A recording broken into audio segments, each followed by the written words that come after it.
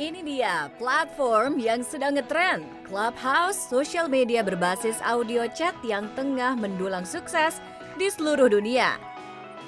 Menurut laporan firma riset aplikasi App Annie, jumlah download aplikasi Clubhouse 8,1 juta pada 16 Februari 2021 sejak peluncurannya Maret 2020 lalu.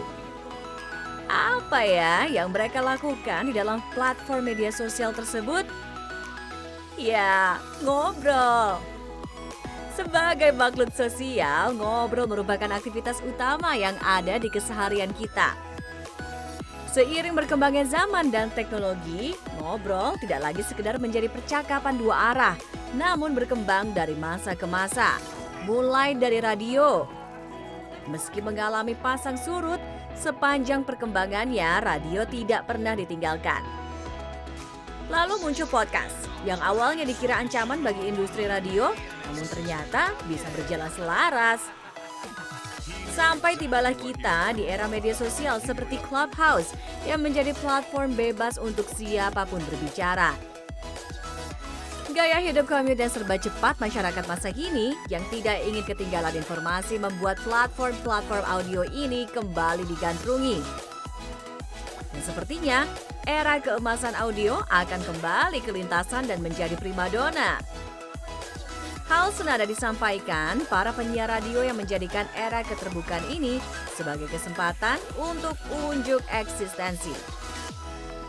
Namun ketika semua orang bisa siaran di platform terbuka, apakah ini menjadi ancaman tersendiri ya untuk profesi mereka?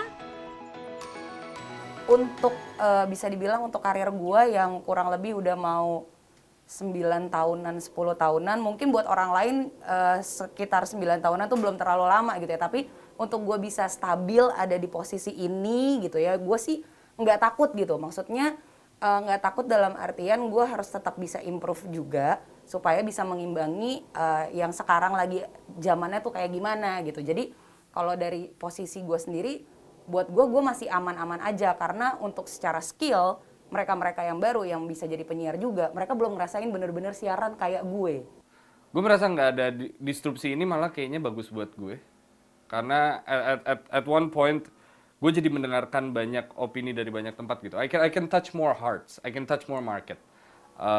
Dengan misalnya gue juga punya podcast Magna Talks gitu, dengan market A. Sedangkan gue di Hard Rock, gue punya pendengar market B gitu misalnya.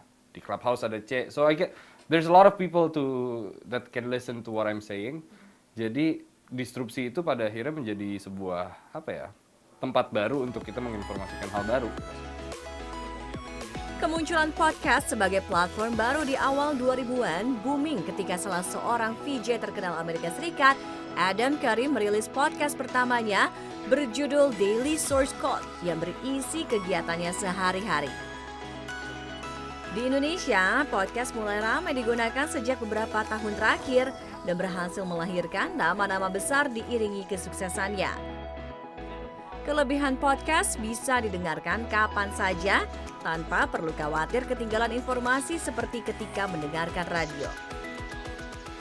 Audio tuh yang selalu aku sukai adalah karena dia tuh selalu berperan theater of mind-nya gitu. Jadi bagaimana orang punya imajinasi masing-masing terhadap apa yang disampaikan hanya melalui audio gitu, karena akhirnya membuat orang berpikir juga, punya imajinasi yang menarik dan beda-beda. Itu kan seru ya, misalnya ada orang yang menggambarkan warna hijau gitu.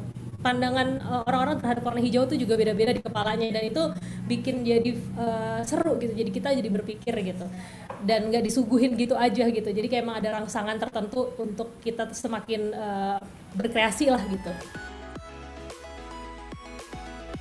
Hampir semuanya satu suara bahwa masa depan audio sudah di depan mata.